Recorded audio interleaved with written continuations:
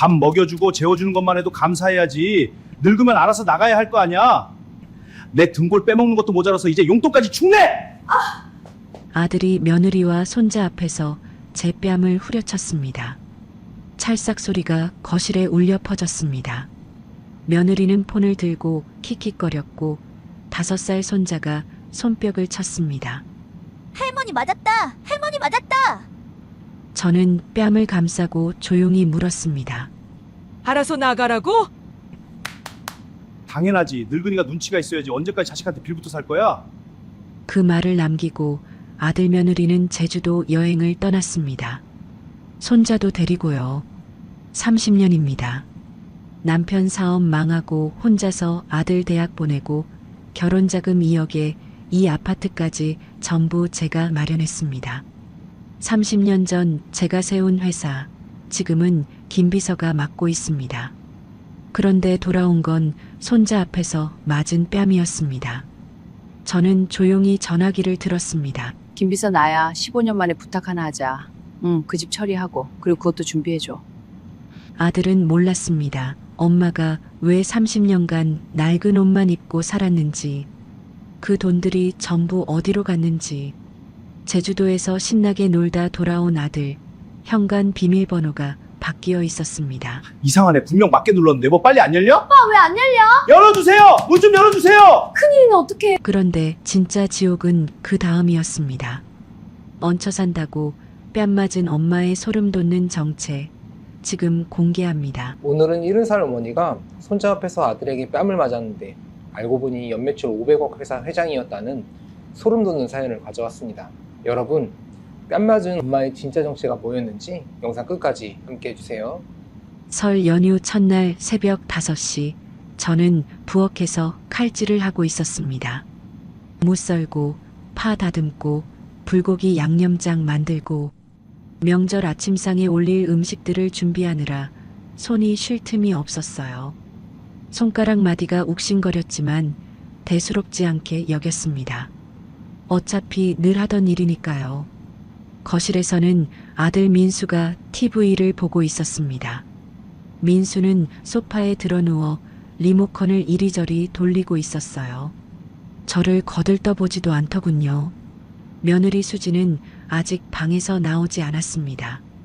어젯밤 늦게까지 휴대폰을 하더니 10시가 다 되도록 늦잠을 자고 있었어요. 저는 혼자서 상을 차렸습니다. 불고기, 잡채, 나물 3가지, 전, 갈비찜까지. 새벽부터 4시간을 꼬박 서서 일했어요. 다리가 후들거렸지만 명절이니까 참았습니다. 아침 10시가 되어서야 온 가족이 밥상 앞에 둘러앉았습니다. 민수가 숟가락을 들며 말했어요. 엄마, 불고기가 좀 짜네. 수진이 젓가락으로 나물을 콕콕 찌르며 덧붙였습니다. 어머니, 나물이 질어요. 이거 언제 무친 거예요? 저는 아무 말도 하지 않았습니다. 그냥 묵묵히 밥을 떴어요. 70평생 이런 말에 익숙해져 있었으니까요. 밥을 다 먹을 무렵 저는 민수에게 조심스럽게 말을 꺼냈습니다. 민수야, 엄마 부탁 하나만 해도 되겠니? 민수가 휴대폰을 보며 건성으로 대답했어요. 뭔데요?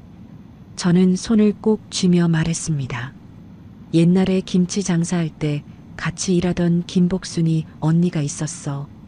그 언니가 며칠 전에 돌아가셨대. 내일이 장례식인데 부조금 10만 원만 줄 수 있겠니? 그 말을 하기 전에 저는 잠깐 제 방 옷장을 떠올렸습니다. 옷장 깊숙이 비닐에 쌓인 고급 정장이 있고 그 안쪽 서랍에는 30년 된 수첩이 있었어요. 그 수첩만 열면 이런 부탁을 안 해도 됐습니다. 하지만 저는 30년을 그렇게 살아왔어요. 조금만 더 참자. 아들이 내 돈 때문에 효도하는 건 싫다. 그게 제 신념이었거든요. 민수가 휴대폰에서 눈을 떼지 않고 말했습니다. 10만 원이요? 갑자기 수진이 코웃음을 쳤어요. 어머니, 분수를 아셔야지, 분수를. 용돈도 안 드리는데 부조금은 무슨. 가슴이 철렁 내려앉았습니다. 분수라니. 평생 함께 고생한 언니 장례식에 가겠다는 게 그렇게 분수에 안 맞는 일인가요? 민수가 휴대폰을 내려놓더니 저를 째려봤습니다. 엄마 얹혀 살면서 용돈이요? 밥 먹여주고 재워주는 것만 해도 감사해야지. 그 말에 저는 숨이 턱 막혔습니다. 제가 작은 목소리로 말했어요. 그래도 30년 넘게 알고 지낸 언니야. 마지막 가는 길인데. 민수가 버럭 소리를 질렀습니다. 아니 엄마가 뭐가 있어야 부조를 하죠. 돈이 있어요. 뭐가 있어요? 없으면 없는 대로 조용히 사세요. 저는 참다 못해 말했습니다. 내가 언제부터 그렇게 없는 사람이 됐니? 네 대학 보낼 때, 결혼자금 줄 때, 이 아파트 전세금 보탤 때 그 돈이 다 어디서 났는데? 순간 민수의 눈이 뒤집어졌습니다. 민수가 벌떡 일어나며 소리쳤어요. 뭐? 지금 나한테 말대꾸야? 그 옛날 이야기를 아직도 우려먹어? 건방지게 어디서 대들어? 저는 아들의 눈빛에서 처음 보는 것을 봤습니다. 분노도 아니고 짜증도 아닌 그건 경멸이었어요. 그 순간 민수의 손이 번개처럼 날아왔습니다. 찰싹 뺨을 맞았습니다. 아들한테 손자가 보는 앞에서 머릿속이 하얘졌습니다. 뺨이 화끈거리는 것보다 가슴이 더 아팠어요. 숨을 쉴 수가 없었습니다. 그때 5살 준호가 손뼉을 치며 소리쳤어요. 할머니 맞았다. 할머니 맞았다. 5살짜리 손자가 할머니 맞는 걸 보고 손뼉을 치고 있었습니다. 저는 그 모습을 보며 눈앞이 캄캄해졌어요. 수진이 휴대폰을 들고 킥킥거리며 말했습니다. 어머, 여보 손 아프겠다. 이런 거 때리느라. 이런 거. 수진에게 저는 사람이 아니라 이런 거였습니다. 민수가 차갑게 내뱉었어요. 엄마, 눈치가 있으면 알아서 나갔어야지. 유통기한 지난 우유처럼 버려지기 전에 조용히 살든가. 유통기한 지난 우유. 그게 제 아들이 저를 보는 시선이었습니다. 70평생 자식 뒷바라지하며 살았는데 저는 유통기한 지난 우유였어요. 저는 부어오른 뺨을 손으로 감싸며 가만히 서 있었습니다. 그때 문득 옷장 속 그 수첩이 떠올랐어요. 30년간 한 번도 쓰지 않았던 그 번호. 그래, 이제 됐다. 30년이면 충분히 기다렸어. 민수가 방으로 들어가더니 여행 가방을 끌고 나왔습니다. 수진도 준호 손을 잡고 현관으로 향했어요. 저는 물었습니다. 어디 가는 거니? 수진이 신발을 신으며 말했어요. 제주도요. 사흘 동안 가족여행이에요. 가족여행. 저는 가족이 아닌가 봅니다. 수진이 문을 열며 뒤돌아보지도 않고 말했어요. 어머니 없으니까 진짜 가족끼리 오붓하게 놀다 올게요. 아, 그리고 부조금 같은 소리 다시는 꺼내지 마세요. 없는 사람이 없는 대로 살아야지. 문이 쾅 닫혔습니다.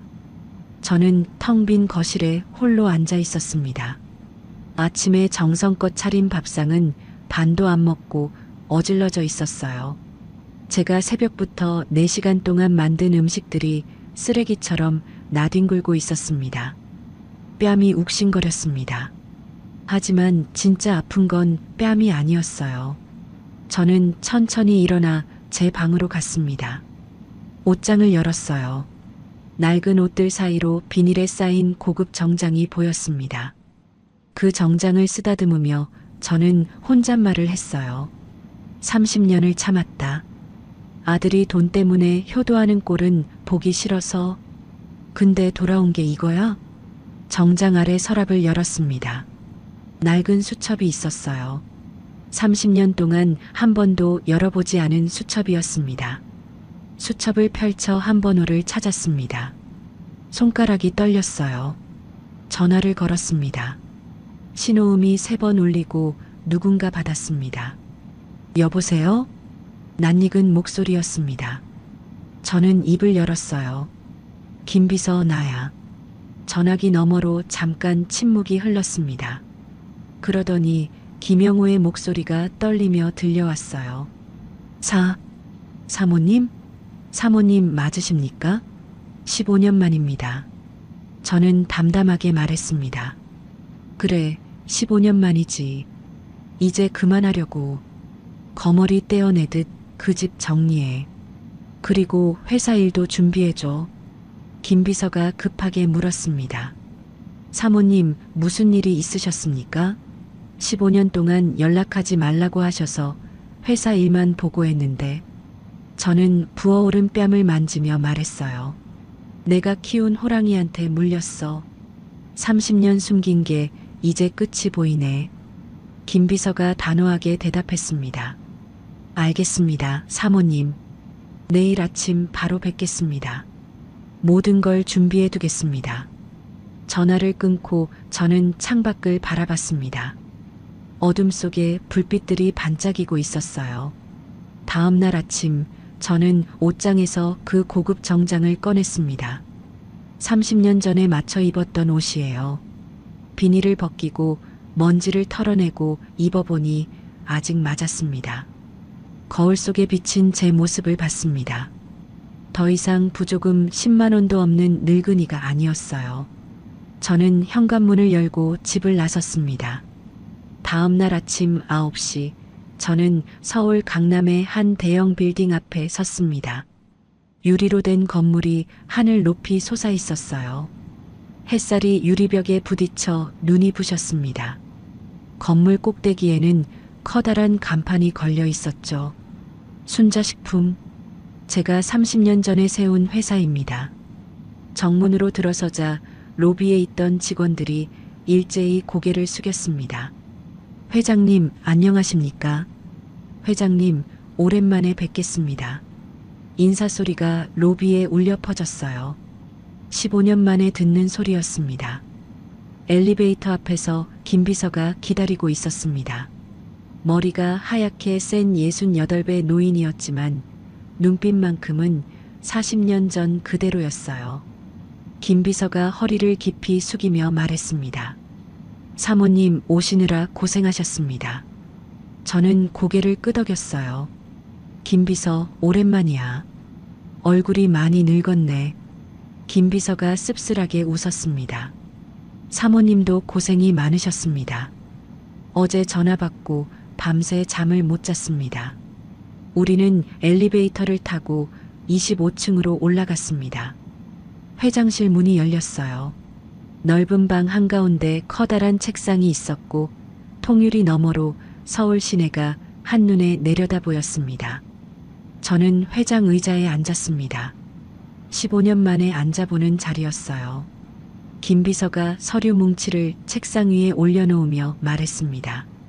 사모님, 지난 30년간의 회사 현황입니다. 저는 서류를 한 장씩 넘겼어요. 연매출 500억 원, 전국 대리점 300개, 직원 800명. 제가 새벽 김치 장사로 시작한 회사가 이렇게 컸습니다. 김 비서가 설명을 이어갔어요. 사모님께서 15년 전에 경영 일선에서 물러나신 후에도 회사는 꾸준히 성장했습니다. 작년에는 동남아 수출도 시작했고요. 저는 고개를 끄덕였습니다. 수고했어, 김 비서. 내가 없는 동안 회사 잘 지켜줬네. 김 비서가 고개를 숙였어요. 아닙니다. 사모님이 세워주신 기반이 튼튼했기 때문입니다. 저는 서류를 내려놓으며 물었습니다. 민수 회사는 어때? 김 비서의 표정이 굳어졌어요. 잠시 망설이더니 다른 서류 뭉치를 꺼냈습니다.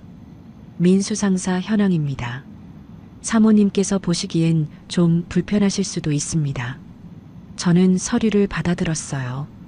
민수 상사, 연매출 50억 원, 직원 20명, 겉으로 보기엔 그럭저럭 굴러가는 중소기업이었습니다. 하지만 다음 장을 넘기자 눈이 휘둥그레졌어요.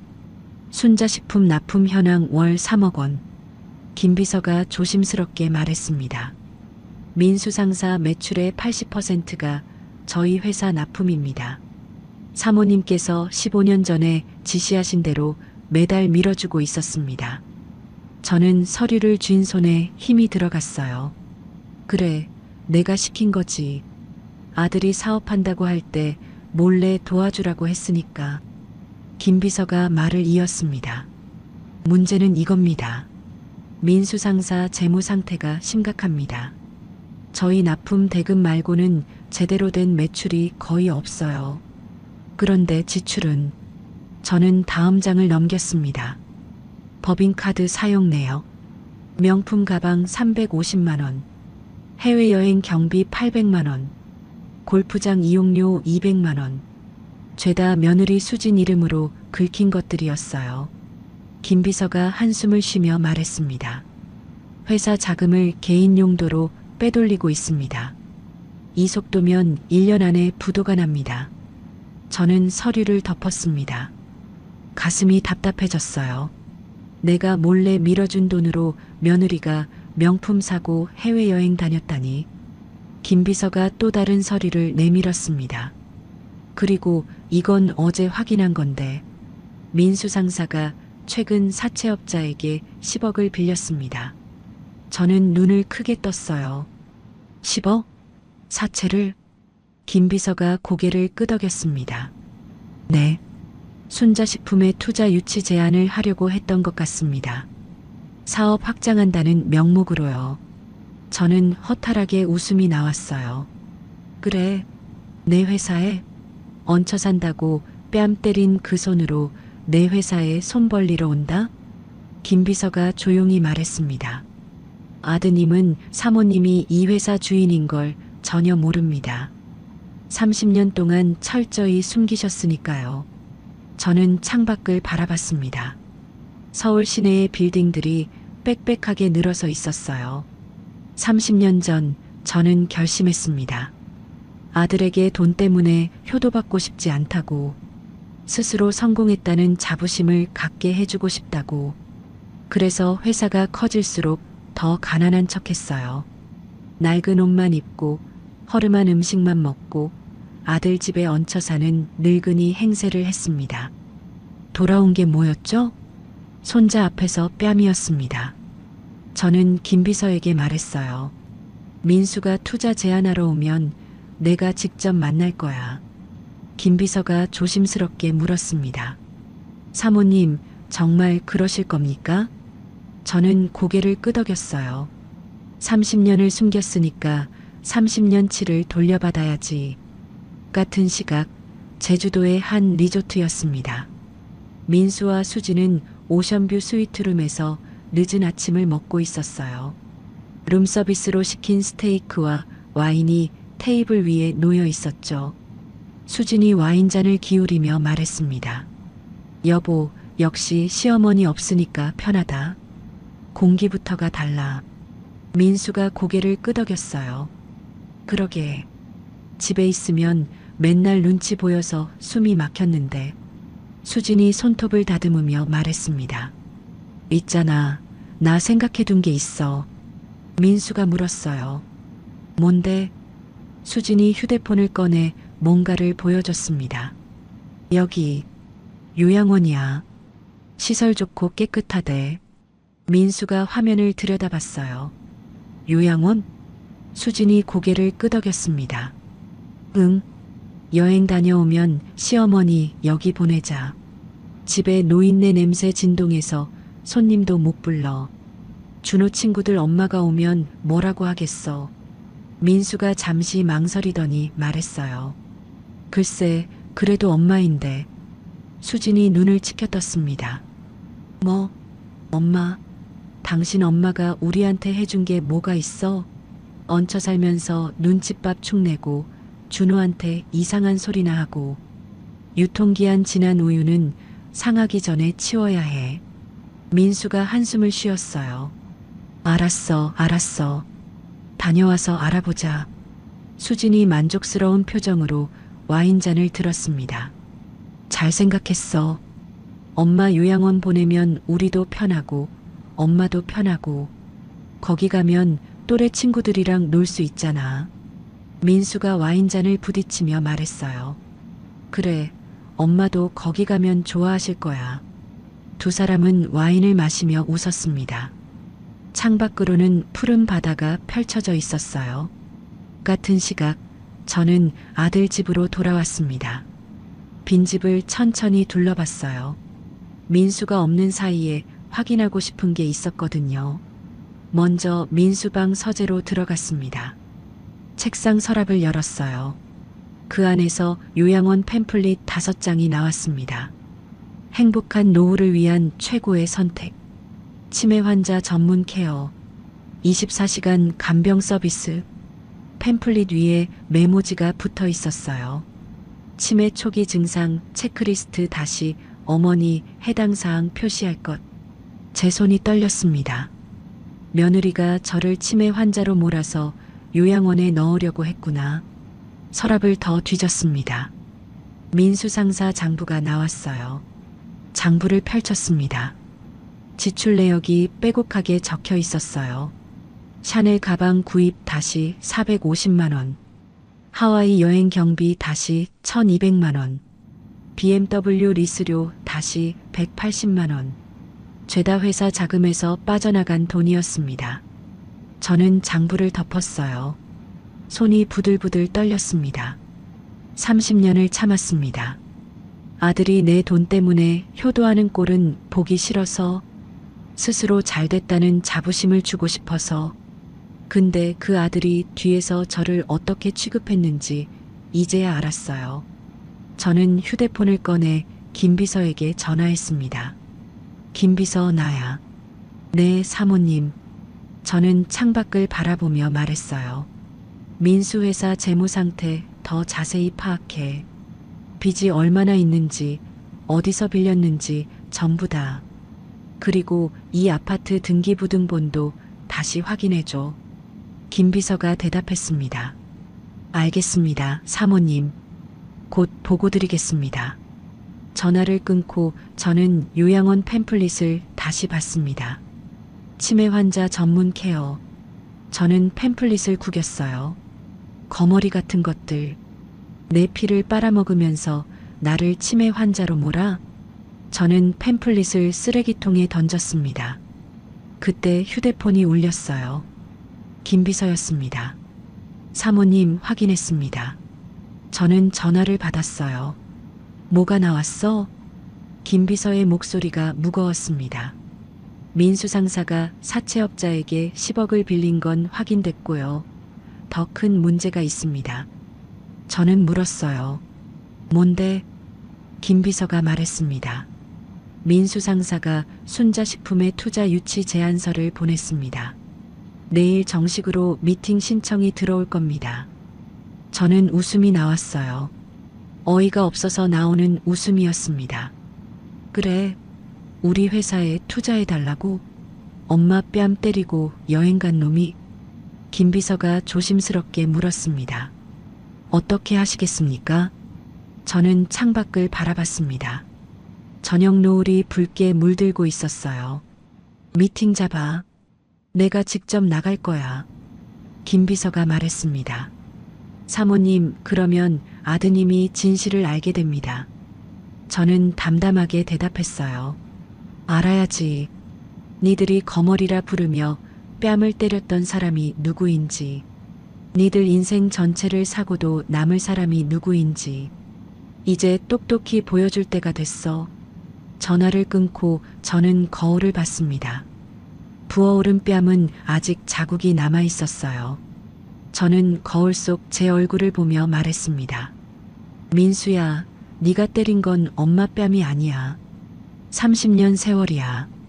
그 값을 이제 치르게 해줄게.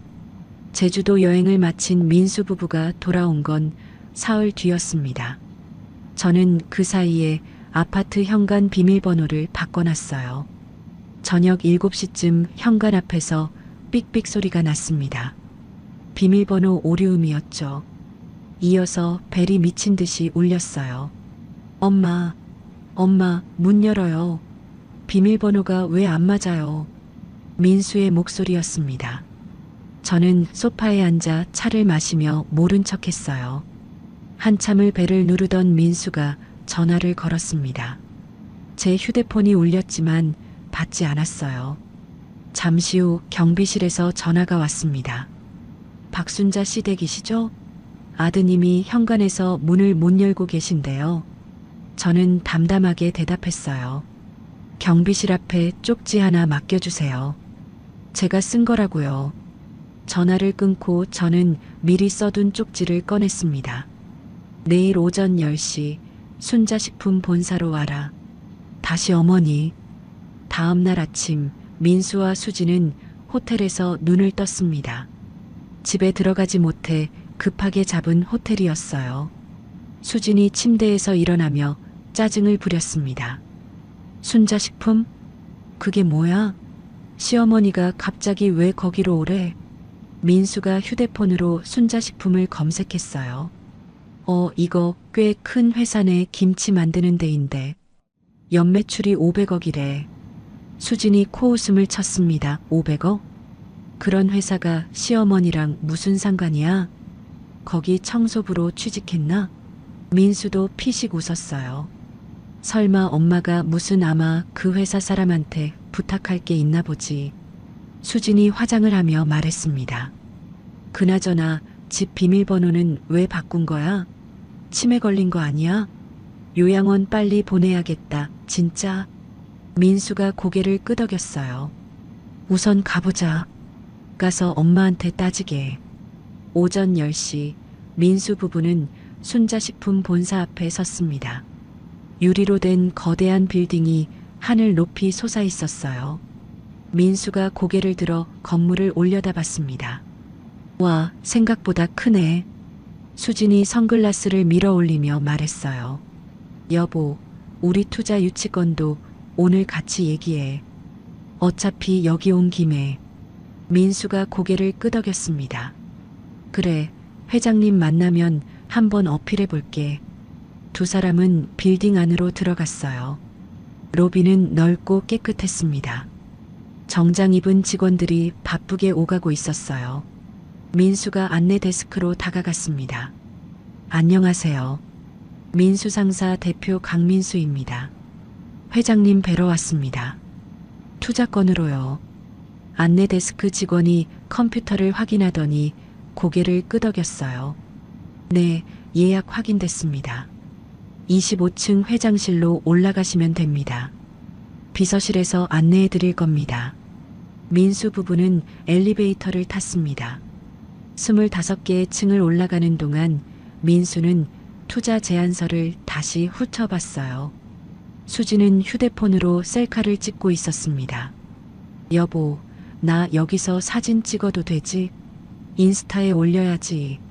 남편 큰 계약 앞두고 내조 중이라고.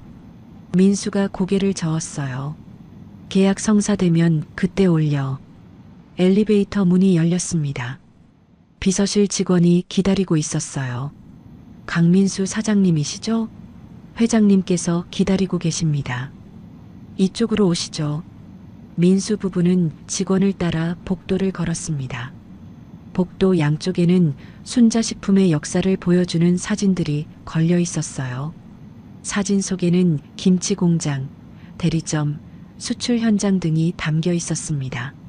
하지만 이상하게도 회장 얼굴은 한 장도 없었어요. 회장실 앞에 도착했습니다. 묵직한 나무 문이었어요. 직원이 문을 두드렸습니다. 회장님, 손님 모시고 왔습니다. 안에서 낯익은 목소리가 들려왔어요. 들어와라. 저는 회장 의자에 앉아 기다리고 있었습니다. 문이 열렸어요. 민수가 먼저 들어왔습니다. 활짝 웃는 얼굴로 고개를 숙이며 인사했어요. 안녕하십니까, 회장님. 민수 상사 대표 강민수입니다. 오늘 좋은 제안을 가지고. 말이 뚝 끊겼습니다. 민수의 눈이 휘둥그레졌어요. 입이 반쯤 벌어졌습니다. 회장 의자에 앉아 있는 사람은 바로 저였거든요. 수진이 뒤따라 들어오다가 똑같이 얼어붙었습니다. 어머니? 저는 천천히 일어났어요. 어서 와라, 민수야. 민수의 얼굴이 창백해졌습니다. 손에 들고 있던 서류가 바닥에 떨어졌어요. 엄마가 왜 여기에? 이게 무슨... 저는 책상을 돌아 민수 앞에 섰습니다. 투자 유치 제안서 가져왔다며? 어디 한번 보자. 민수가 뒷걸음질 쳤어요. 엄마, 장난치는 거지? 이거 몰래 카메라야? 뭐야 이게?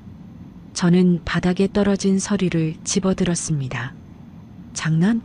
30년 동안 장난친 건 나야. 니한테 가난한 척, 없는 척, 얹혀 사는 척? 수진이 더듬거리며 말했어요. 어머니가 회장이라니. 이게 무슨 말도 안 되는... 저는 수진을 똑바로 쳐다봤습니다. 뭐가 말이 안 돼? 니들이 거머리라 부르며 뺨을 때렸던 내가 사실은 니들 인생 전체를 사고도 남을 회사의 주인이야. 연매출 500억, 직원 800명, 전국 대리점 300개. 이게 다 내 거야. 민수의 무릎이 풀렸습니다. 털썩 바닥에 주저앉았어요. 말도 안 돼. 그럼 그동안... 저는 민수를 내려다보며 말했습니다.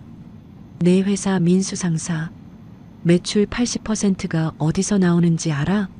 우리 회사 납품이야. 내가 15년 동안 몰래 밀어준 거야.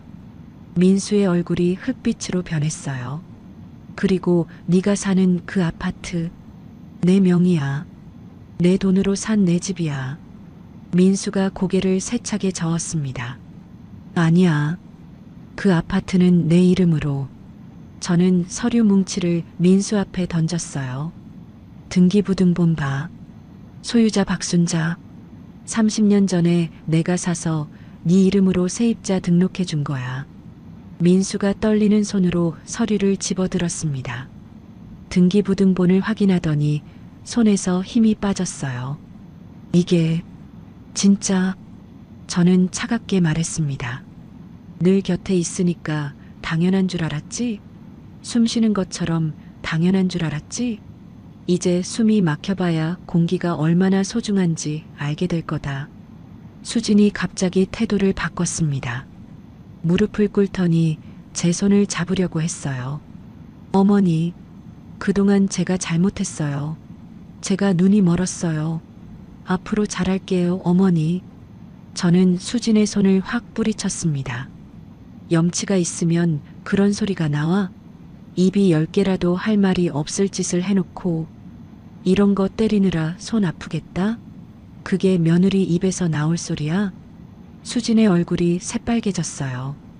저는 수진을 내려다보며 말했습니다. 요양원 팸플릿 5장, 치매 초기 증상 체크리스트 다 봤어. 나를 치매 환자로 몰아서 요양원에 쳐넣으려고 했지? 낯짝도 두꺼워. 그 짓을 해놓고 이제 와서 잘하겠다고? 수진이 바닥에 이마를 박으며 빌었어요. 죄송해요, 어머니. 제가 잘못했어요. 한 번만 봐주세요.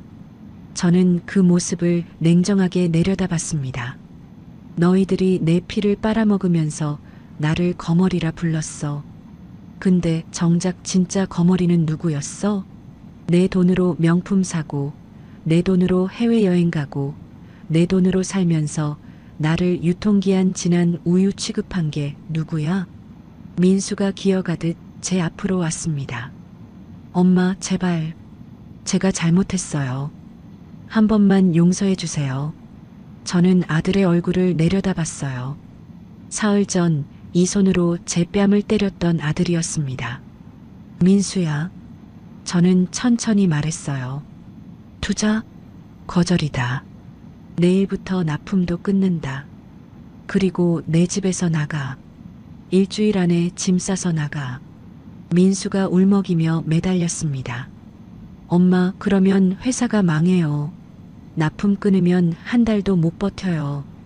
저는 차갑게 대답했어요. 그래서 그게 내 알바야?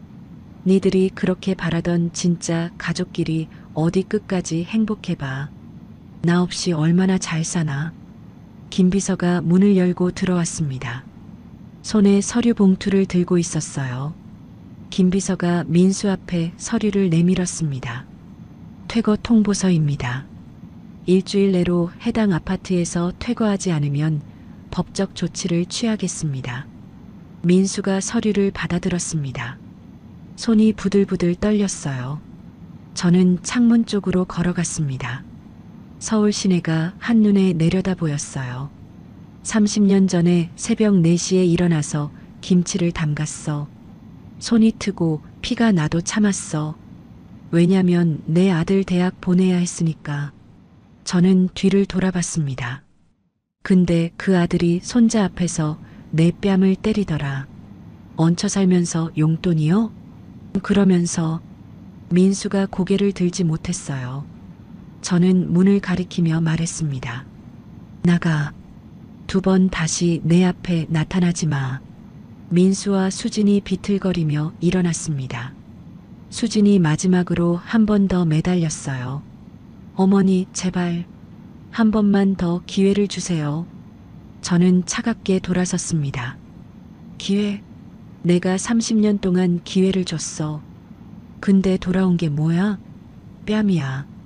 이제 끝이야. 문이 쾅 닫혔습니다. 저는 회장 의자에 앉아 눈을 감았어요. 눈물이 흘렀습니다. 복수가 시원해야 하는데 가슴은 왜 이렇게 아픈지 몰랐습니다. 일주일 뒤 민수 부부는 아파트에서 쫓겨났습니다. 퇴거 기한 마지막 날 저는 집에 가지 않았어요. 김비서가 대신 가서 지켜봤죠. 김비서가 전화로 상황을 전해줬습니다. 사모님, 지금 이삿짐 센터 왔습니다. 짐 빼는 중이에요. 저는 물었어요. 민수는 뭐래? 김비서가 잠시 말을 멈췄다가 대답했습니다. 아무 말도 못하고 있습니다. 며느리가 대신 난리를 치고 있고요. 전화기 너머로 수진의 목소리가 들렸어요. 이게 다 그 늙은이 때문이야. 시어머니가 우릴 이 꼴로 만들었어. 저는 전화를 끊었습니다. 더 들을 필요가 없었어요. 민수 부부가 이사간 곳은 외곽의 허름한 원룸이었습니다. 보증금 500만 원에 월세 40만 원짜리 방이었어요. 창문 밖으로는 공사장이 보였고 벽지는 군데군데 뜯겨 있었죠. 수진이 원룸 바닥에 주저앉아 울부짖었습니다. 내가 왜 이런 데서 살아야 해? 난 강남 아파트에서 살던 사람이라고. 민수가 힘없이 대답했어요. 어쩔 수 없잖아. 지금 우리 형편에 여기밖에. 수진이 벌떡 일어나 민수에게 소리쳤습니다. 당신이 뭘 잘못했는데 이래야 해? 당신 엄마가 정신이 나간 거지. 멀쩡한 아들을 길바닥에 내쫓는 엄마가 어디 있어? 민수가 고개를 숙였어요. 내가 엄마 뺨을 때렸으니까. 수진이 비웃었습니다. 뺨 한 대 맞았다고 이러는 거야? 보통 엄마면 다음날 아무 일 없던 것처럼 밥 차려주지. 저 늙은이가 비정상인 거야. 민수는 아무 말도 하지 못했습니다.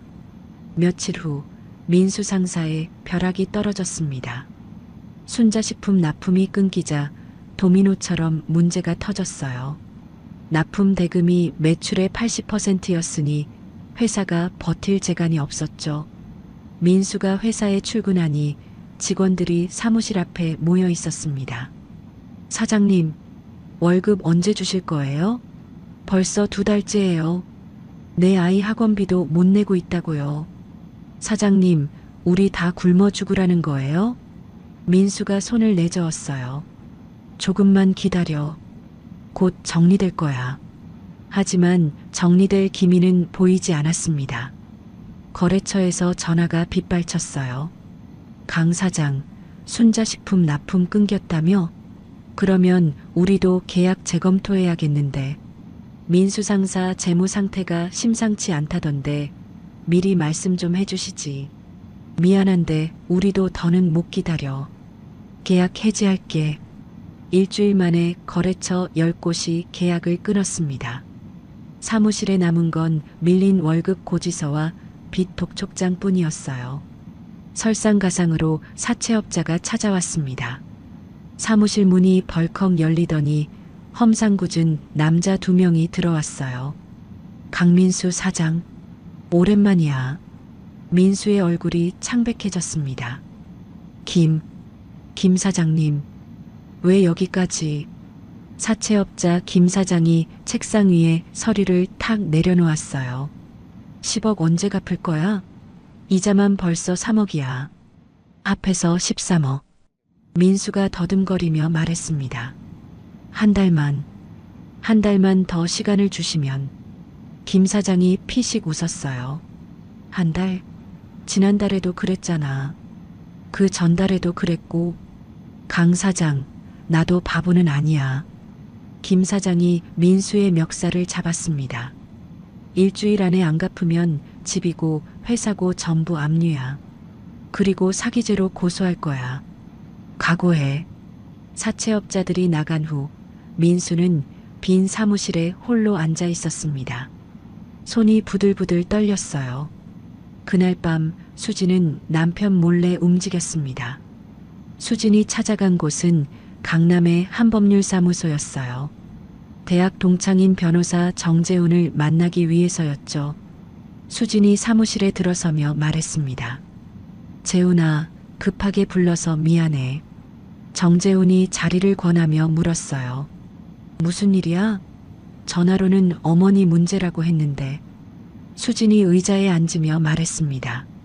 응, 우리 시어머니가 갑자기 재산을 숨기고 있었던 게 드러났어. 엄청 큰 회사 회장이었대. 정재훈이 눈을 크게 떴어요. 회장?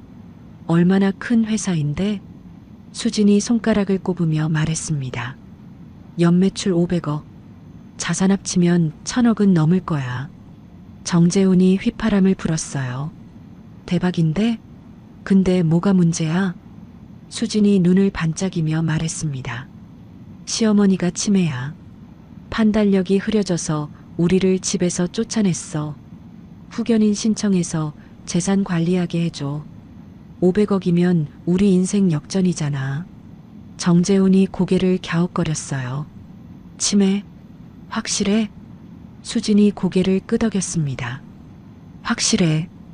갑자기 집 비밀번호 바꾸고 아들을 쫓아내고 회사까지 끊고. 이게 정상이야? 완전 치매 증상이지. 정재훈이 턱을 괴며 말했어요. 후견인 신청하려면 치매 진단서가 필요해. 그거 있어? 수진이 잠시 생각하더니 말했습니다. 없는데. 만들면 되지 않아? 정재훈이 눈살을 찌푸렸어요. 만들어? 그건 위조야. 걸리면 사기죄야. 수진이 손을 내저었습니다. 안 걸려. 내가 아는 의사 있어. 대학 후배인데 돈 좀 주면 해줄 거야. 정재훈이 한숨을 쉬었어요. 수진아, 이건 좀. 수진이 정재훈의 손을 잡았습니다. 재훈아, 제발. 지금 우리 상황이 얼마나 급한지 알아? 남편 회사 망하기 직전이야. 사채업자한테 10억 빌렸는데 갚을 돈이 없어. 이대로 가면 우리 길바닥에 나 앉아. 정재훈이 잠시 고민하더니 말했어요. 알았어. 진단서 가져오면 서류 준비해 줄게. 근데 책임은 네가 져야 해. 수진이 환하게 웃었습니다. 고마워, 재훈아. 은혜는 꼭 갚을게. 이틀 후 수진은 대학 후배 의사를 만났습니다. 서울 외곽의 작은 병원이었어요.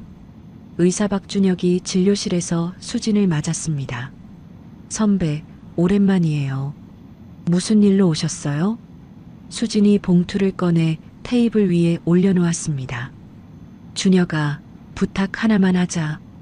봉투 안에는 현금 500만 원이 들어있었어요. 박준혁이 봉투를 보며 물었습니다. 이게 뭐예요? 수진이 말했어요. 치매 진단서 하나만 써줘. 우리 시어머니 거. 박준혁의 얼굴이 굳어졌습니다. 진단서요? 진찰도 안 하고요? 수진이 고개를 끄덕였어요. 응. 시어머니가 병원을 안 가려고 해서 그냥 써주기만 하면 돼. 박준혁이 손을 내저었습니다. 선배, 그건 안 돼요. 허위 진단서는 범죄예요. 제 의사 면허가 날아가요.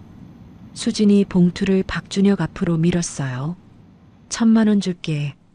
아무도 모를 거야. 그냥 치매 촉이라고 한 줄만 쓰면 돼. 박준혁이 망설였습니다. 수진이 다급하게 말했어요. 준혁아, 제발. 우리 지금 죽을 것 같아. 사채업자한테 쫓기고 길바닥에 나앉을 판이야. 제발 한 번만 도와줘. 박준혁이 한참을 고민하더니 결국 봉투를 집어들었습니다. 딱 한 번이에요. 다시는 이런 부탁하지 마세요. 수진이 환하게 웃었어요. 고마워, 준혁아. 진짜 고마워. 같은 시각 저는 집에서 손님을 맡고 있었습니다. 시골에서 언니 박말순이 올라왔어요. 75의 언니는 허리가 조금 굽었지만 눈빛만큼은 아직 또렷했습니다. 언니가 제 얼굴을 보더니 눈물을 글썽였어요. 순자야, 네 얼굴이 왜 이래? 많이 힘들었구나. 저는 고개를 저었습니다. 언니 괜찮아. 이제 다 끝났어. 언니가 제 손을 잡았어요. 김비서한테 다 들었다. 민수 그 녀석이 네 뺨을 때렸다며? 저는 아무 말도 하지 못했습니다.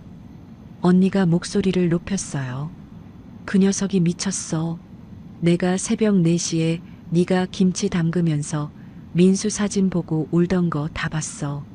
손이 트고 피가 나도 우리 민수 대학 보내야지 그러면서 참던 거 내가 다 기억해. 저는 눈물이 흘렀습니다. 언니가 제 손을 꽉 쥐며 말했어요. 네가 밤새 일하면서도 민수 학원비, 등록금, 결혼자금 다 마련했잖아. 그 녀석이 그걸 알기나 해? 코빼기도 안 보이던 녀석이 다 큰 다음에 엄마 뺨을 때려. 저는 고개를 숙였습니다. 언니, 내가 잘못한 거야. 30년 동안 숨기니까 그 애가 내 진심을 몰랐던 거지. 언니가 고개를 세차게 저었어요. 아니야. 숨기고 말고가 문제가 아니야. 낳아준 엄마를 때리는 건 짐승도 안 해. 그건 네 잘못이 아니야, 순자야. 저는 언니 품에 안겨 울었습니다. 70평생 처음으로 마음껏 울었어요. 그때 휴대폰이 울렸습니다. 김비서였어요. 사모님, 급한 일이 생겼습니다. 저는 눈물을 닦으며 물었습니다. 무슨 일이야? 김비서의 목소리가 급박했어요. 며느리가 법원에 후견인 신청을 했습니다. 사모님을 치매 환자로 등록하고 재산 관리권을 가져가려고요. 저는 순간 멍해졌습니다. 뭐? 치매? 김비서가 말을 이었어요. 서류를 확인해 봤더니 치매 진단서가 첨부되어 있었습니다. 서울 외곽의 작은 병원에서 발급한 건데 사모님께서 그 병원에 가신 적이 있으십니까? 저는 단호하게 대답했습니다. 없어. 한 번도 간 적 없어. 김비서가 말했어요.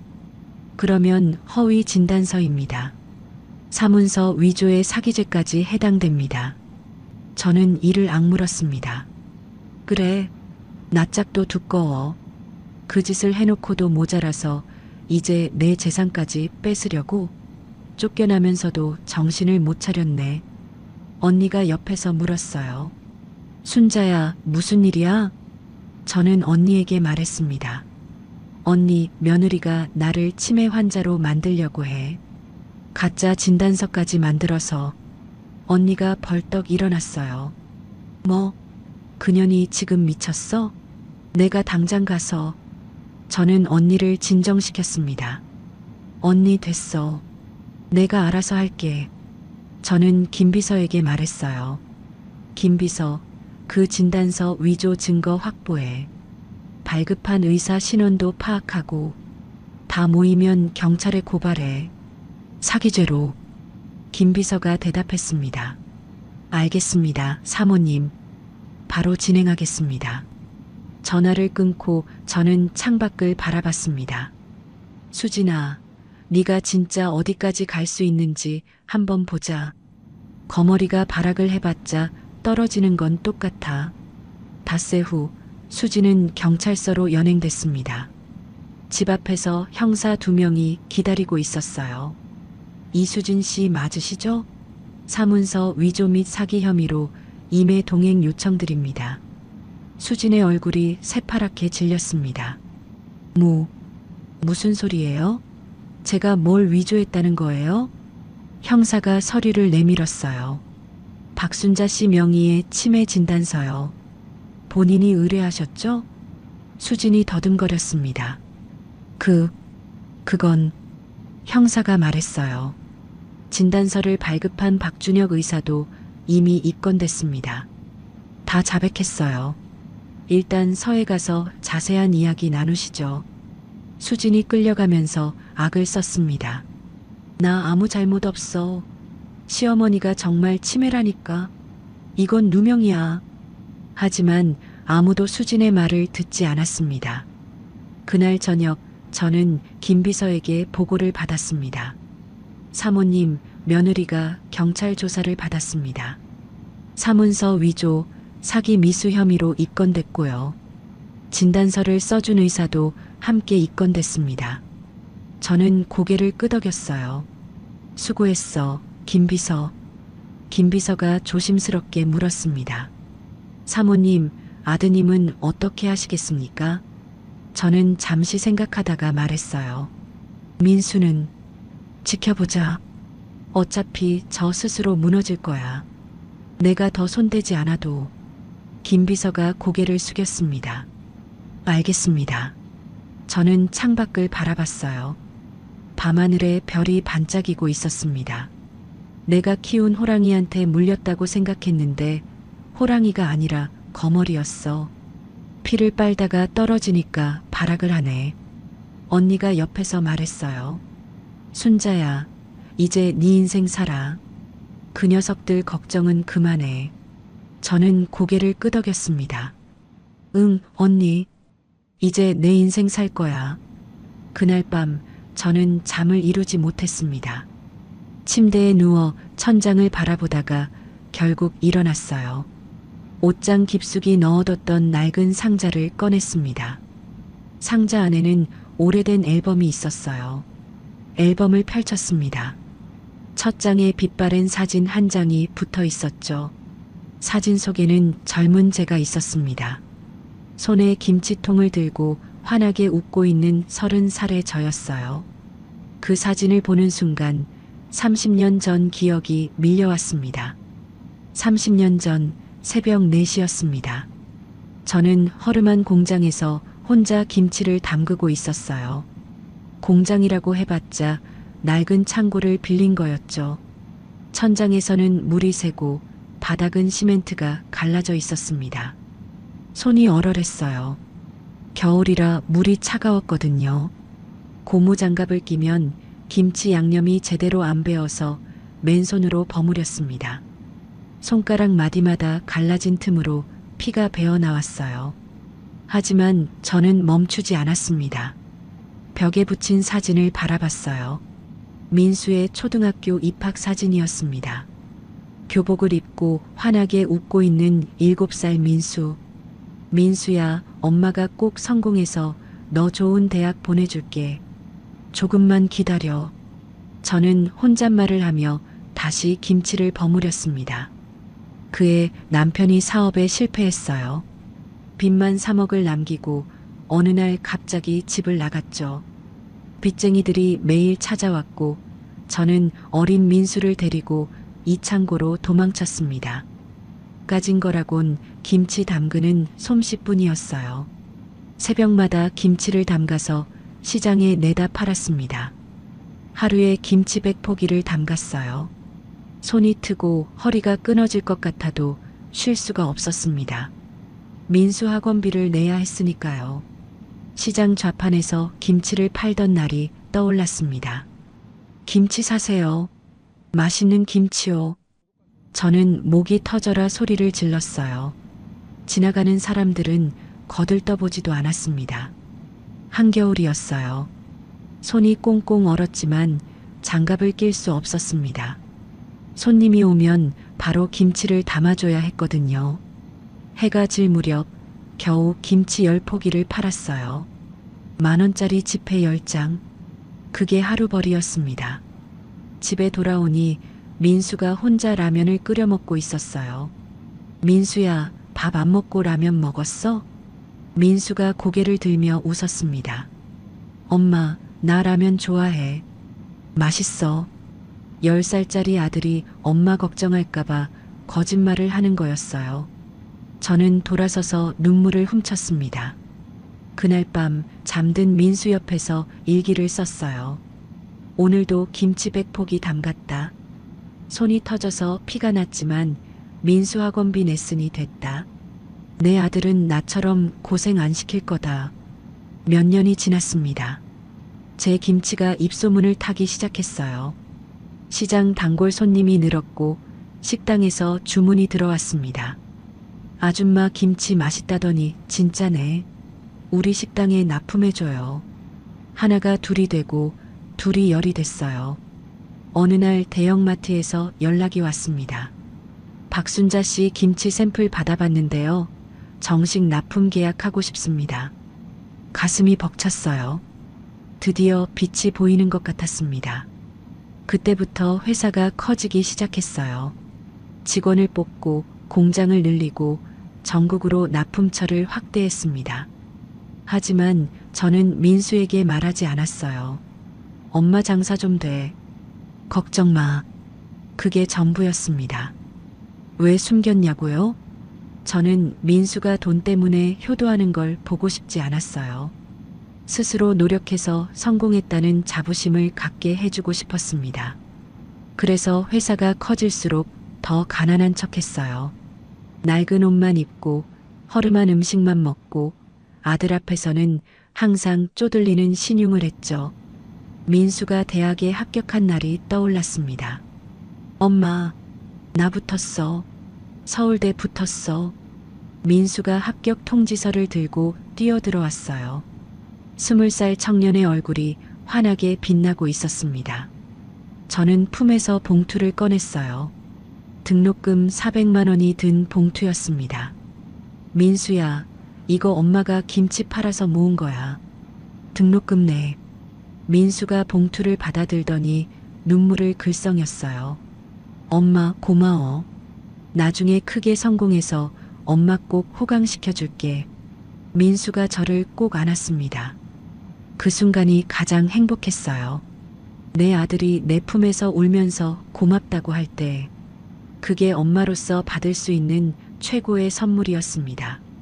민수가 결혼한다고 했을 때 저는 2억을 줬어요. 민수야, 이거 엄마가 평생 모은 거야. 결혼자금으로 써. 민수가 봉투를 받으며 물었습니다. 엄마, 이렇게 큰 돈을 어디서? 저는 웃으며 말했어요. 김치 장사 오래 했잖아. 푼푼히 모은 거야. 사실 그때 회사 연매출은 이미 200억을 넘기고 있었습니다. 아파트를 사줄 때도 마찬가지였어요. 민수야, 이거 주면 엄마 가진 거 없어. 이게 마지막이야. 그 말을 할 때 제 통장에는 50억이 넘는 돈이 있었습니다. 하지만 저는 끝까지 숨겼어요.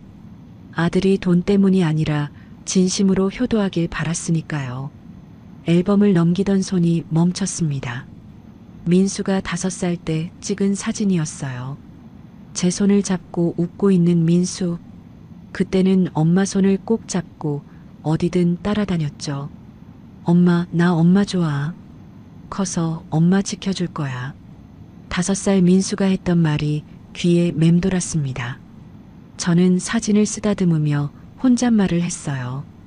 그때는 엄마 손잡고 다녔는데 내가 차려줬던 건 밥이 아니라 내 영혼이었다는 걸 넌 몰랐구나. 눈물이 뺨을 타고 흘러내렸습니다. 30년을 참았어요. 내 아들이 돈 때문에 효도하는 꼴은 보기 싫어서 스스로 성공했다는 자부심을 갖게 해주려고. 그런데 돌아온 게 뭐였죠? 얹혀 살면서 용돈이요? 손자 앞에서 맞은 뺨이었습니다. 그때 현관벨이 울렸습니다. 늦은 시간에 누가 왔나 싶어 인터폰을 확인했어요. 화면에 작은 그림자가 보였습니다. 문을 열었더니 5살 준호가 서 있었어요. 준호야, 너 이 밤에 여기 어떻게 왔어? 준호가 고개를 숙이며 말했습니다. 할머니, 보고 싶었어요. 제 가슴이 철렁 내려앉았어요. 아이가 이 밤에 혼자 여기까지 왔다니. 엄마 아빠는 같이 안 왔어? 준호가 고개를 저었습니다. 엄마 아빠 맨날 싸워요. 무서워서 나왔어요. 저는 준호를 안아들고 집 안으로 들어왔어요. 준호의 작은 몸이 떨리고 있었습니다. 할머니, 이거요. 준호가 주머니에서 구겨진 종이를 꺼냈어요. 제가 썼어요. 아직 글씨 잘 못 써서 삐뚤삐뚤해요. 종이를 펼쳤습니다. 서툰 글씨가 적혀 있었어요. 할머니, 저 엄마가 할머니 나쁘다 했는데, 근데 할머니 좋은 것 같아요. 할머니 보고 싶었어요. 준호가 눈물이 왈칵 쏟아졌습니다. 할머니, 왜 울어요? 제가 잘못했어요? 저는 고개를 세차게 저었어요. 아니야, 준호야. 할머니가 너무 기뻐서 그래. 준호를 꼭 안았습니다. 이 작은 아이만큼은 지켜줘야겠다는 생각이 들었어요. 준호야, 할머니랑 같이 살래? 준호가 눈을 반짝이며 물었습니다. 정말요? 할머니랑 맨날 같이 있어도 돼요? 저는 고개를 끄덕였어요. 그래. 할머니가 준호 지켜줄게. 다음 날 아침 저는 김비서에게 전화했습니다. 김비서, 손자 양육권 관련해서 법률 검토 좀 해줘. 김비서가 물었어요. 사모님, 양육권을 가져오시려는 겁니까? 저는 단호하게 대답했습니다. 응. 준호는 내가 데려다 키울 거야. 저 애까지 거머리로 만들 수 없어. 김비서가 말했어요. 알겠습니다. 바로 진행하겠습니다. 전화를 끊고 저는 자고 있는 준호를 바라봤습니다. 아이의 평화로운 얼굴을 보며 생각했어요. 30년 전 민수도 저렇게 순수했습니다. 엄마 손잡고 웃던 5살 민수. 그 아이가 어쩌다 엄마 뺨을 때리는 사람이 됐을까요? 저는 준호의 이마를 쓰다듬으며 다짐했습니다. 준호야, 할머니가 잘못 키운 건 아빠 하나로 좋게. 너만큼은 제대로 된 사람으로 키울게. 준호가 제 집에 온 지 일주일이 지났습니다. 그 사이 세상이 뒤집어졌어요. 수진이 사기죄로 기소됐고 민수 상사는 거래처가 전부 끊기면서 휘청거렸습니다.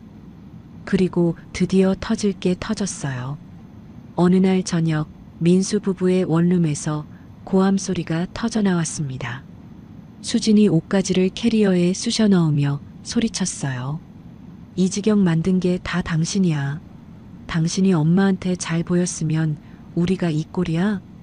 민수가 수진의 팔을 잡았습니다. 수진아, 잠깐만. 진정하고 얘기 좀 하자. 수진이 민수의 손을 뿌리쳤어요. 진정? 나보고 진정하라고? 나 지금 사기죄로 재판받게 생겼어. 전과자 될 판이라고. 민수가 고개를 숙였습니다. 그건 내가 미안해. 근데 같이 헤쳐나가자. 우리 부부잖아. 수진이 비웃었어요. 부부? 웃기지 마. 당신 엄마 없으면 당신은 아무것도 아니야. 난 능력 있는 사업가 만난 줄 알았지. 이런 루저 만난 거 아니야. 민수의 얼굴이 창백해졌습니다. 수진이 서류 봉투를 민수에게 던졌어요. 이혼 소송장이야. 위자료 5억에 양육권은 당신이 가져. 난 준호 필요 없어. 민수가 서류를 집어들었습니다. 손이 부들부들 떨렸어요. 위자료 5억? 나한테 지금 5억이 어디 있어? 수진이 문 앞에서 돌아보며 말했습니다. 그럼 당신 엄마한테 빌어. 500억짜리 회사 회장이잖아. 나는 떠날 거야. 이 지옥 같은 데서 하루도 더 못 살겠어. 민수가 매달렸어요. 수진아, 제발. 준호는 어떡하고? 수진이 코웃음을 쳤습니다. 준호, 어차피 당신 엄마가 데려갔잖아. 잘 됐네. 나도 짐 덜었어. 수진이 캐리어를 끌고 나갔습니다. 문이 쾅 닫혔어요. 민수는 빈 원룸에 홀로 남았습니다. 손에 쥔 이혼 소송장이 덜덜 떨렸어요. 수진이 떠난 다음 날 사채업자들이 민수 상사를 덮쳤습니다. 민수가 출근하니 사무실 앞에 험상궂은 남자들이 서 있었어요. 트럭 2대가 주차장에 대기하고 있었습니다. 사채업자 김 사장이 팔짱을 끼고 말했어요. 강 사장, 기한 지났어. 오늘 다 가져간다. 민수가 손을 내저었습니다. 김 사장님, 며칠만 더 시간을 주시면. 김 사장이 손가락을 튕겼어요. 부하들이 사무실로 들어가기 시작했습니다. 시간은 충분히 줬어. 이제 끝이야. 부하들이 사무실 집기를 들고 나왔어요. 컴퓨터, 책상, 의자, 프린터, 닥치는 대로 트럭에 실었습니다. 민수가 막으려고 했지만 소용없었어요. 제발, 저것만은, 저게 없으면 일을 못해요. 김 사장이 민수의 멱살을 잡았습니다. 일? 무슨 일? 네 회사 이미 끝났어. 그리고 나 13억 못 받으면 사기죄로 고소할 거야. 각오해. 민수가 바닥에 주저앉았어요. 텅 빈 사무실을 바라보며 멍하니 앉아 있었습니다. 한 달 후 민수는 법원에 섰습니다. 사채업자가 고소한 사기 혐의와 수진의 허위 진단서 공모 혐의로 재판을 받게 된 거예요. 판사가 판결문을 읽었습니다. 피고인 강민수는 사기 방조 혐의로 징역 1년에 집행유예 2년을 선고합니다. 민수는 고개를 떨궜어요. 전과자가 됐습니다. 45년 인생에 전과 기록이 생긴 거예요. 법원을 나서는 민수의 발걸음은 천근만근이었습니다. 그 후 민수의 삶은 끝없이 추락했습니다. 회사는 부도가 났고 빚은 눈덩이처럼 불어났어요. 신용불량자가 됐습니다. 취직을 하려 해도 전과 기록 때문에 어디서도 받아주지 않았어요. 결국 민수가 찾은 일은 배달 대행이었습니다. 한여름 땡볕에 오토바이를 몰았어요. 치킨, 족발, 피자, 닥치는 대로 배달했습니다. 헬멧 속으로 땀이 줄줄 흘렀어요. 등은 땀에 절어 배달복이 쩍쩍 달라붙었습니다. 배달 한 건에 3,000원. 하루에 20건을 뛰어야 겨우 6만 원이었어요. 식당 앞에서 음식을 기다리며 민수는 생각했습니다. 내가 어쩌다 이 지경이 됐지. 불과 2달 전만 해도 연매출 50억짜리 회사 대표였어요. 강남 아파트에 살고 외제차를 몰고 골프를 치던 사람이었습니다. 지금은 배달복을 입고 오토바이를 모는 신세가 됐어요. 어느 날 오후 배달 주문이 들어왔습니다. 민수가 휴대폰 앱을 확인했어요. 배달 주소를 보는 순간 손이 멈췄습니다. 순자식품 본사, 강남구 테헤란로 XXX. 심장이 쿵쾅거렸어요. 하필이면 엄마 회사였습니다. 거부하고 싶었지만 그럴 여유가 없었어요. 이번 달 월세가 밀려 있었거든요. 민수는 이를 악물고 오토바이 시동을 걸었습니다. 순자식품 본사 앞에 도착했습니다. 민수는 헬멧을 깊이 눌렀었어요. 얼굴을 들키고 싶지 않았습니다. 배달 음식을 들고 로비로 들어갔어요. 배달 왔습니다. 안내 데스크 직원이 말했습니다. 아, 직원 식당 주문이요? 잠깐만요. 담당자 부를게요. 민수는 로비 한쪽에 서서 기다렸어요. 고개를 숙이고 바닥만 바라봤습니다. 그때 엘리베이터 문이 열렸습니다. 딩! 익숙한 목소리가 들려왔어요. 김비서, 오후 일정 다시 확인해줘. 네, 사모님. 3시에 거래처 미팅 있습니다. 민수의 심장이 멎는 것 같았어요. 고개를 들었습니다. 엘리베이터에서 내리는 사람은 엄마였어요.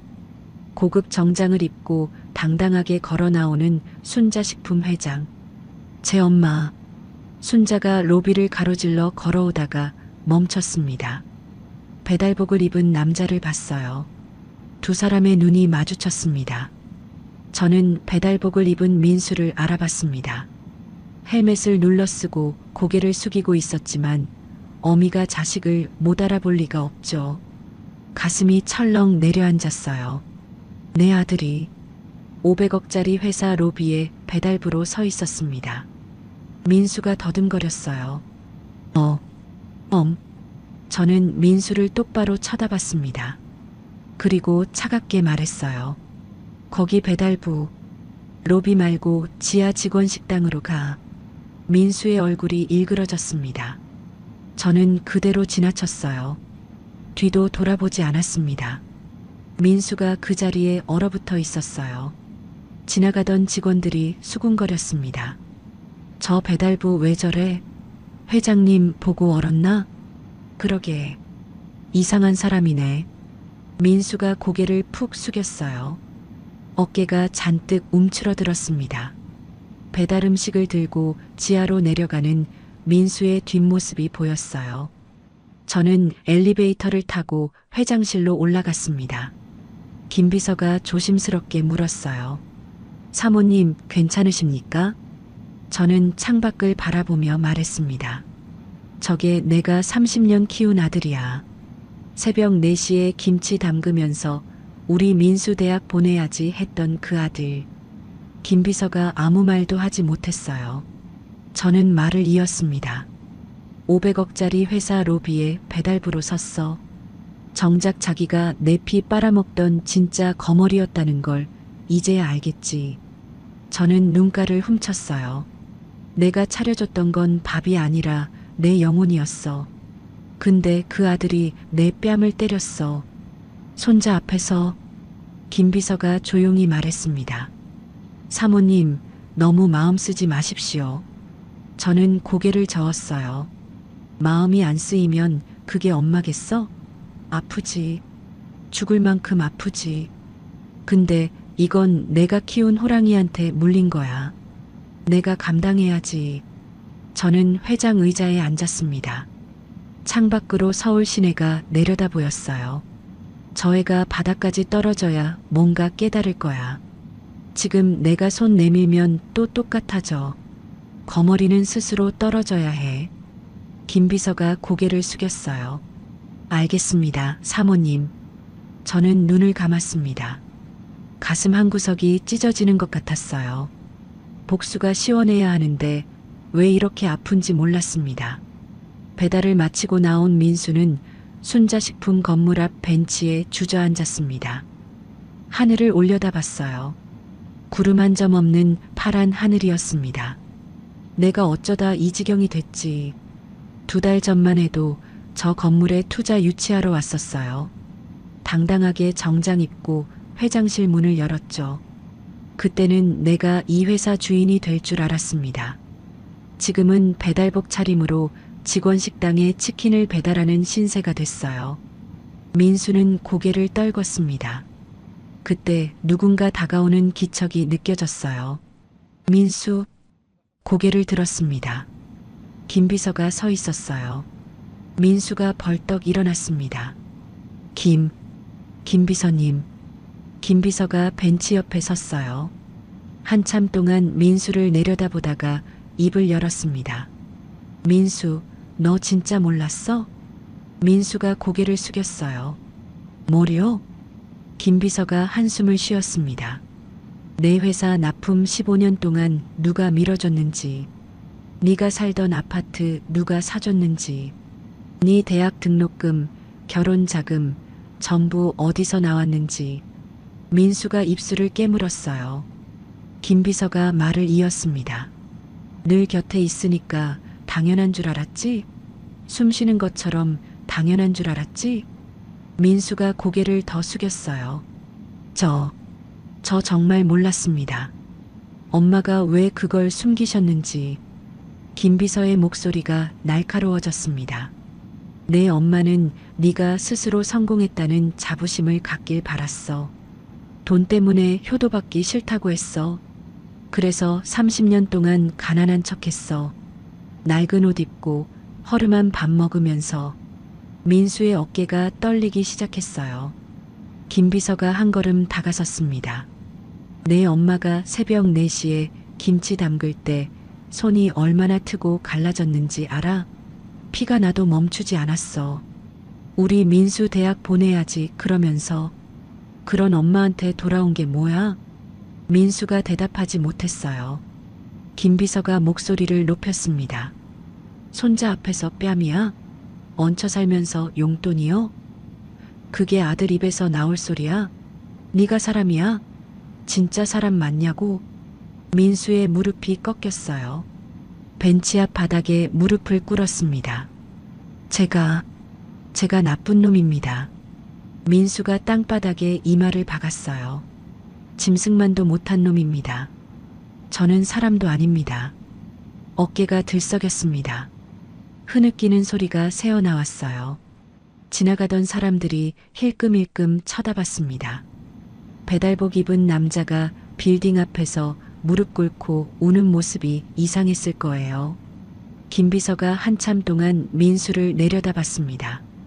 민수, 네 엄마가 아프다. 네 때문에 밤마다 운다.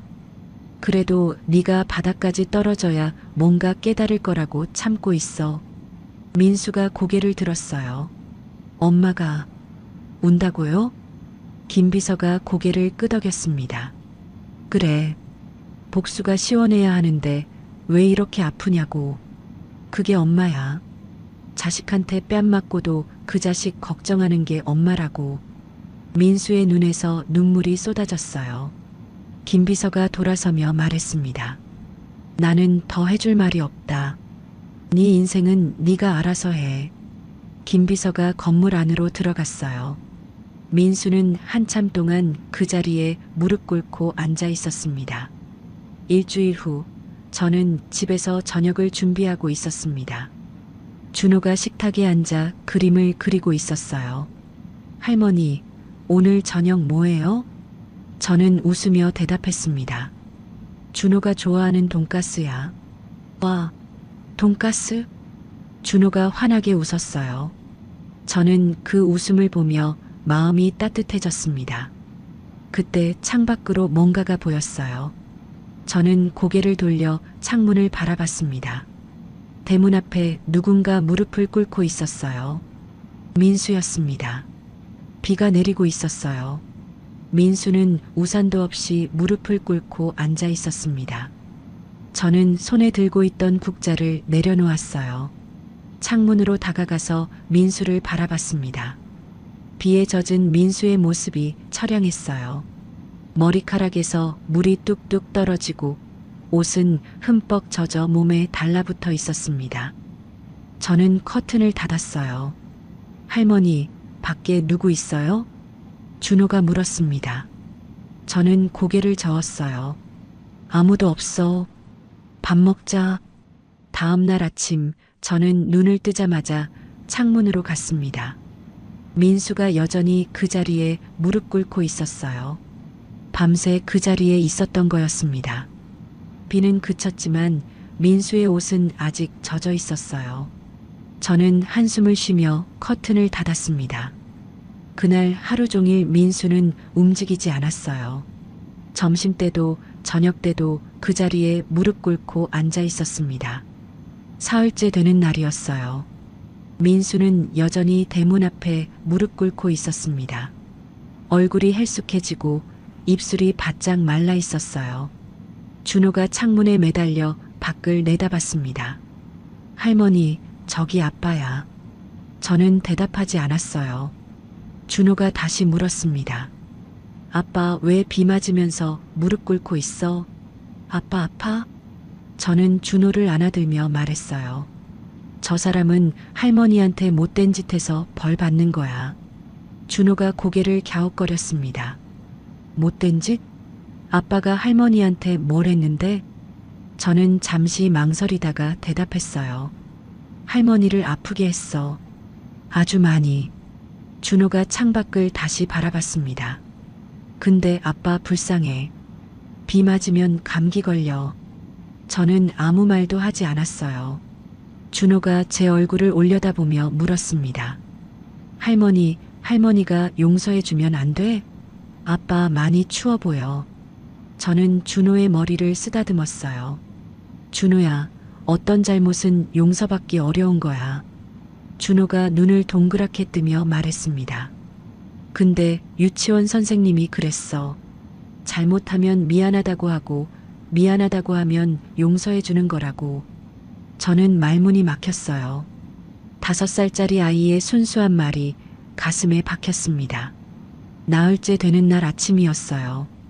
저는 창문을 열고 밖을 내다봤습니다. 민수가 쓰러져 있었어요. 무릎 꿇고 있다가 옆으로 고꾸라진 모습이었습니다. 움직이지 않았어요. 저는 급히 밖으로 뛰어나갔습니다. 민수야. 민수 옆에 무릎을 꿇었어요. 얼굴이 창백하고 입술이 파랗게 질려 있었습니다. 이마를 짚어보니 열이 펄펄 끓었어요. 저는 급히 구급차를 불렀습니다. 병원 응급실이었어요.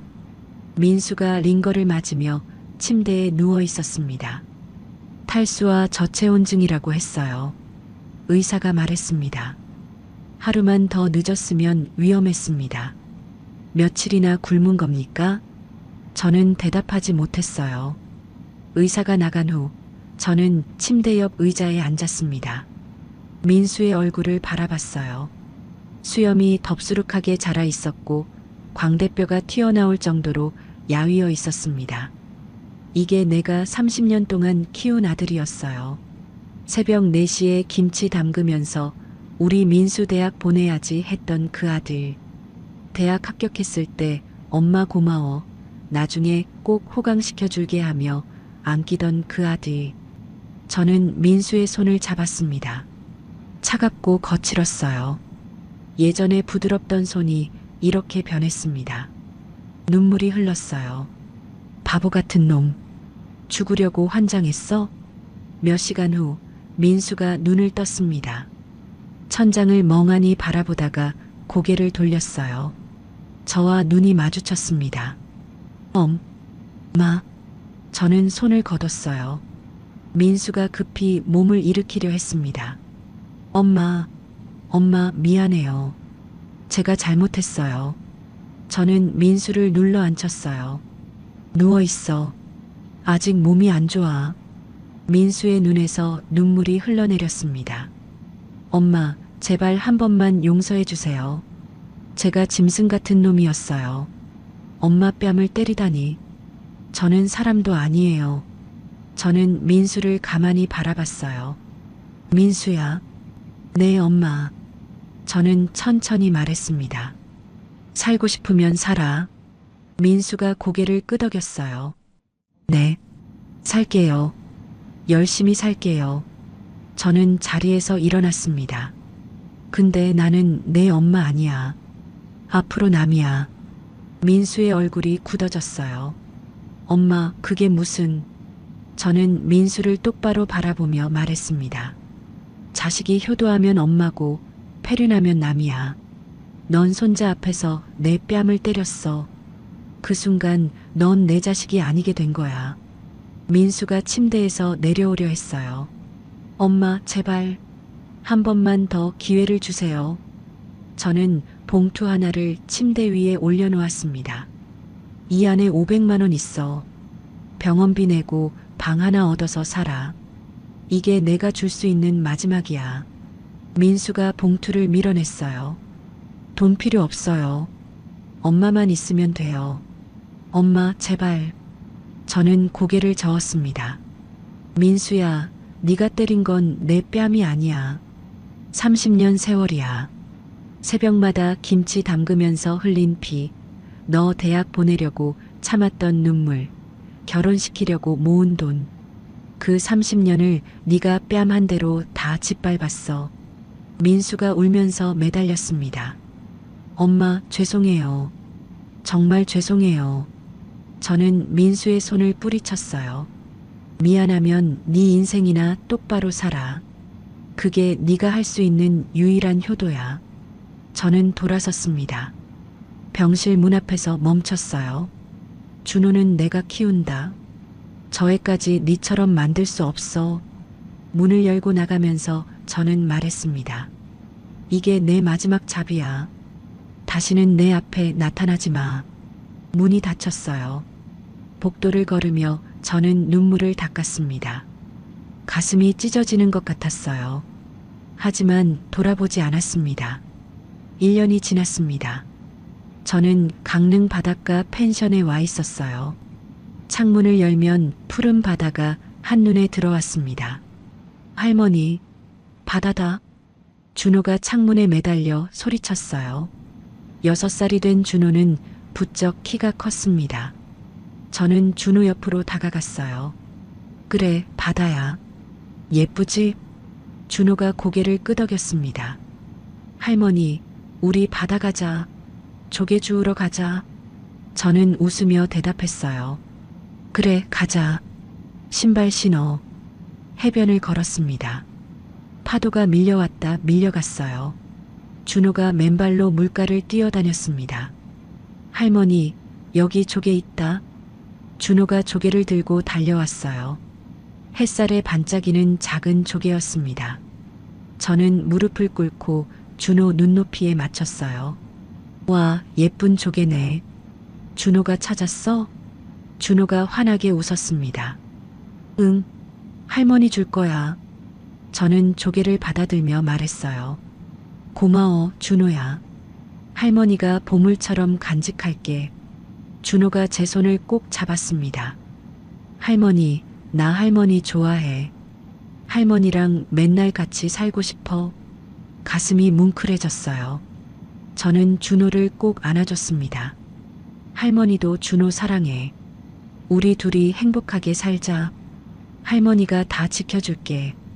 준호가 제 품에 파고들었어요. 작고 따뜻한 체온이 느껴졌습니다. 파도 소리가 귓가에 맴돌았어요. 바람이 머리카락을 흩날렸습니다. 저는 눈을 감았어요. 이게 행복이구나. 30년 동안 자식한테 바치느라 잊고 살았던 행복이었습니다. 펜션으로 돌아오니 김비서에게서 전화가 왔어요. 사모님, 이번 분기 실적 보고 드립니다. 저는 테라스 의자에 앉으며 물었습니다. 어떻게 됐어? 김비서의 목소리가 밝았어요. 연매출 700억을 넘었습니다. 동남아 수출이 예상보다 훨씬 잘 됐습니다. 저는 웃음이 났어요. 그래, 수고했어, 김비서. 김비서가 말을 이었습니다. 그리고 손자 준호 교육비 적립금도 따로 만들어뒀습니다. 대학 갈 때까지 걱정 없으실 겁니다. 저는 고개를 끄덕였어요. 고마워, 김비서. 이제야 내 인생 사는 것 같아. 김비서가 조용히 말했습니다. 사모님, 행복해 보이셔서 저도 기쁩니다. 전화를 끊고 저는 바다를 바라봤어요. 70평생 처음으로 마음이 편안했습니다. 한편 같은 시각 서울이었습니다. 민수는 작은 식당에서 설거지를 하고 있었어요. 기름때가 낀 그릇을 하나씩 닦았습니다. 손이 물에 불어 쭈글쭈글해졌어요. 야, 거기 설거지. 빨리빨리 해. 손님 밀려. 주방장이 소리쳤습니다. 민수가 고개를 숙이며 대답했어요. 네, 알겠습니다. 그릇 닦는 속도를 높였습니다. 불과 1년 전만 해도 연매출 50억짜리 회사 대표였어요. 사람들이 강 사장님 하며 허리를 굽혔습니다. 지금은 식당에서 설거지하며 야, 거기 소리를 듣는 신세가 됐어요. 저녁 10시가 되어서야 일이 끝났습니다. 민수는 허름한 원룸으로 돌아왔어요. 보증금 300만 원에 월세 30만 원짜리 방이었습니다. 문을 열고 들어가니 어둡고 좁은 방이 민수를 맞았어요. 민수는 방 한쪽 벽을 바라봤습니다. 벽에 사진 한 장이 붙어 있었어요. 어린 시절 엄마와 찍은 사진이었습니다. 5살 민수가 엄마 품에 안겨 환하게 웃고 있었어요. 젊은 엄마도 활짝 웃고 있었습니다. 민수는 사진 앞에 무릎을 꿇었어요. 엄마, 죄송합니다. 목이 메었습니다. 저는 짐승만도 못한 놈이었습니다. 엄마가 새벽마다 김치 담그면서 손 트고 피 흘린 거 몰랐습니다. 그 돈으로 제가 대학 가고 결혼한 거 몰랐습니다. 눈물이 흘렀어요. 엄마 뺨을 때리다니. 손자 앞에서. 저는 사람이 아니었습니다. 민수는 사진을 어루만졌어요. 다음 생에는 제대로 된 아들로 태어날게요. 이번 생은 제가 다 망쳤습니다. 다음 날 저녁 민수는 퇴근 후 거리를 걷고 있었어요. 피곤한 몸을 끌고 집으로 향하는 길이었습니다. 그때 눈앞에 대형 전광판이 보였어요. 민수는 멈춰섰습니다. 전광판에 광고가 나오고 있었어요. 순자식품 다시 엄마의 손맛 그대로. 화면에 두 사람이 나왔습니다. 70살 할머니와 6살 손자였어요. 할머니가 김치를 담그고 손자가 옆에서 배추를 건네고 있었습니다. 두 사람이 환하게 웃으며 김치를 먹는 장면으로 바뀌었어요. 할머니, 김치 맛있어. 그래, 우리 준호 많이 먹어. 민수의 다리에 힘이 풀렸어요. 엄마였습니다. 그리고 준호였습니다. 민수는 전광판 앞에 멈춰서서 그 광고를 바라봤습니다. 환하게 웃는 엄마의 얼굴, 행복해 보이는 준호의 얼굴, 자신이 없는 그 풍경이 아팠어요. 지나가던 행인 2명이 전광판을 보며 이야기했습니다. 저 광고 순자김치 회장님이래. 이른에 저렇게 정정하시네. 손자랑 진짜 행복해 보인다. 저렇게 성공하고 손자랑 사는 게 진짜 팔자 좋은 거지. 민수의 눈에서 눈물이 흘렀어요. 저 행복한 풍경에 자신이 있었어야 했습니다. 엄마 옆에서 웃고 있었어야 했어요. 하지만 자신이 다 망쳤습니다. 민수는 터벅터벅 걸어갔어요. 혼잣말이 새어나왔습니다. 내가 때린 건 엄마 뺨이 아니었구나. 30년 세월이었구나. 새벽마다 김치 담그던 그 손, 피 흘리면서도 참던 그 마음. 그걸 내가 뺨 한 대로 다 짓밟았구나. 민수는 고개를 숙였어요. 엄마, 다음 생에는 꼭 효도할게요. 민수의 뒷모습이 어둠 속으로 사라졌습니다. 다시 강릉 바닷가였어요. 해가 지고 있었습니다. 하늘이 붉게 물들었어요. 저는 준호와 함께 해변에 앉아 노을을 바라봤습니다. 할머니, 저 노을 예쁘다. 준호가 말했어요. 저는 고개를 끄덕였습니다. 그래, 예쁘네. 파도가 밀려왔다 밀려갔어요. 바람이 불어왔습니다. 저는 생각했어요. 30년 동안 저는 아들을 위해 살았습니다. 새벽 4시에 일어나 김치를 담그고 손이 트고 피가 나도 참았어요. 아들이 잘 되기만 바랐습니다. 돌아온 건 손자 앞에서 맞은 뺨이었어요. 하지만 저는 후회하지 않습니다. 30년 동안 최선을 다했으니까요. 다만 이제는 제 인생을 살 거예요.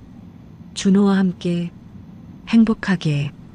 준호가 제 손을 잡았습니다. 할머니 사랑해. 저는 준호를 꼭 안아줬어요. 할머니도 사랑해, 준호야. 노을이 바다 위로 내려앉았습니다. 저는 중얼거렸어요. 그해 봄 나는 30년 만에 진짜 내 삶을 시작했습니다. 파도 소리가 귓가에 맴돌았어요. 참는 것이 미덕인 시대는 지났습니다. 나 자신을 먼저 귀하게 여길 때 세상도 비로소 나를 귀하게 대해준다는 것을 잊지 마세요. 준호가 제 품에 안겨 잠들었어요. 작고 따뜻한 숨소리가 느껴졌습니다. 저는 바다를 바라보며 말했습니다. 자식이 효도하면 엄마고 폐륜하면 남입니다. 그게 제가 30년 만에 깨달은 진실이에요. 해가 완전히 저물었어요. 어둠이 내려앉았지만 마음은 환했습니다. 70평생 처음으로 저는 행복했습니다. 박순자 어머니 이야기 어떠셨나요? 30년이라는 긴 겨울을 홀로 견뎌온 어머니가 있었습니다. 그 겨울 끝에 마침내 자신만의 따뜻한 봄을 찾아 떠났네요. 시작하기 전에 미리 말씀드려야 할 게 있었는데요. 500억짜리 회장이 왜 아들한테 얹혀 사는 척 했어? 말도 안 돼. 드라마도 아니고. 라고 생각하실 수도 있겠지만요. 실제로 자녀에게 재산을 숨기는 부모들이 적지 않습니다. 한 조사에 따르면 고액 자산가의 약 30%가 상속 전까지 자녀에게 재산 규모를 공개하지 않는다고 해요. 또한 노인학대 신고 중 가족에 의한 학대가 85% 이상을 차지하고 그중 자녀에 의한 학대가 가장 많다는 통계도 있습니다. 다만 오늘 사연은 실제 경험담을 바탕으로 각색한 것이라는 점 양해 부탁드려요. 전달 과정에서 일부 과장이나 극적 요소가 더해졌을 수는 있습니다. 하지만 이 이야기가 주는 교훈은 분명해요. 첫째, 부동산이나 큰 자산은 반드시 명의를 명확히 해두세요. 순자 씨가 아파트를 본인 명의로 해뒀기 때문에 법적으로 퇴거 요청이 가능했습니다. 둘째, 참는 것이 미덕은 아닙니다. 나 자신을 먼저 귀하게 여길 때 세상도 비로소 나를 귀하게 대해줄 겁니다. 셋째, 가족이라는 이름으로 당신의 희생을 당연하게 여기는 사람이 있다면 한 번쯤은 그 관계를 돌아보세요. 당신이 없으면 무너질 것 같은 그 성은 사실 당신의 눈물로 간신히 버티고 있는 모래성일 뿐입니다. 넷째, 자식이 효도하면 부모고 폐륜하면 남입니다. 피가 섞였다고 모든 걸 참아야 하는 건 아니에요. 혹시 지금 가족에게 상처받고 계신 분들이 있다면 순자 씨처럼 자신의 삶을 먼저 돌아보는 용기를 내보세요. 손 내밀어 구해줘야 할 사람은 가족이 아니라 바로 당신 자신입니다. 길었던 겨울이 끝나면 반드시 봄이 옵니다. 여러분의 봄도 분명 찾아올 거예요. 이 영상이 마음에 드셨다면 구독과 좋아요, 알림 설정 꼭 눌러주세요. 댓글로 오늘 사연에 대한 생각이나 시청하고 계신 지역 남겨주시면 큰 힘이 됩니다. 다음에도 가슴 뭉클하고 통쾌한 사연으로 또 찾아뵐게요. 항상 건강하시고 행복하세요. 감사합니다.